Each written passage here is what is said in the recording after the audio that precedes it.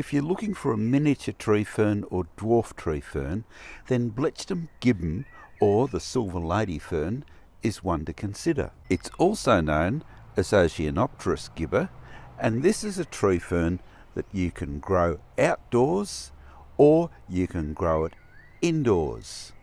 This specimen is filmed in Ross's garden. It's a garden full of rock walls, crevice gardens and a whole range of interesting plants, but we'll cover that in a separate video. Now it's off to Fernacres Nursery, where Robin is going to tell us more about the Silver Lady Fern. Is the Silver Lady? Yes, the Silver Lady Tree Fern is another dwarf and very suitable for growing in a pot indoors or on a veranda or in a small courtyard. Again, like the Tomentosissima, it only has a 2-metre trunk. It will take lots of warmth, but it doesn't like direct sun, and it likes to be moist but not overly so. Like all Blechnums, you know you're overwatering when you get these brown or black marks coming up through the foliage.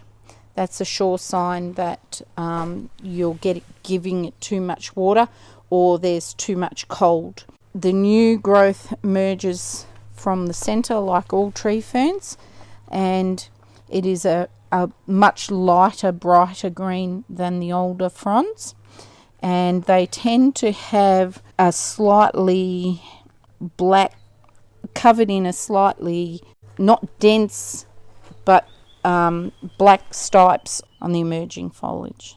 So that there's the overwatering sign. Yeah. Whereas that bronze on the tip there? That bronze on the tip is a bit of winter damage from cold nights. Because it is a subtropical to tropical, it's a Pacific Island fern. Our cold nights in winter tend to do that sort of damage, but it can be trimmed out without any real issue to the plant, and the emerging growth will just cover it up anyway. But it's a beautiful little fern. It is a beautiful little fern. It's very, very popular at the moment to have one of these indoors because they will give you height without needing too big of a pot. This one is about probably roughly 3/4 of a metre high plus the pot, but it gives you form and structure to put in a bathroom or in a corner of the lounge room, and it's just a very soft foliage as well, and it doesn't mind the warmth of heaters going as long as it's not in a direct flow vent. So as long as you keep it away from AC vents and heater vents, it'll grow quite happily in a very warm environment. And watering for this one? Well, indoors, you'd be watering it 2 to 3 times a week, depending on your house. Some houses are colder than others. Some houses have more ambient light, so that will be a determining factor.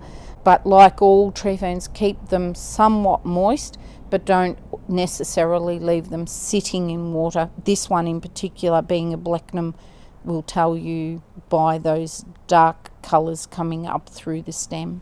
So moist but not wet and soggy, and just good filtered light.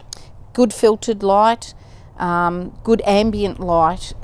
We're in a poly house which has 70% shade cloth, but it's on the sunnier side of the aisle, so it's probably a lot less protected from the light, but it is filtered light all the same. And fertiliser? Fertiliser, a weak liquid fertiliser once a month, so half strength sea salt or any of those liquids, or if it's out in the garden, just like we discussed earlier, throw around some dynamic lifter 3 to 4 times a year and it'll be quite happy. There's more information, including contacts for Fernacres, in the notes below the video. We have a separate video coming up on another dwarf tree fern, Cyathea Tontesosissima, and in fact videos on a whole range of tree ferns and indeed a whole range of ferns. So subscribe to the YouTube channel for regular updates on not only a whole range of ferns but a whole range of garden plants. And as always, good luck with your gardening.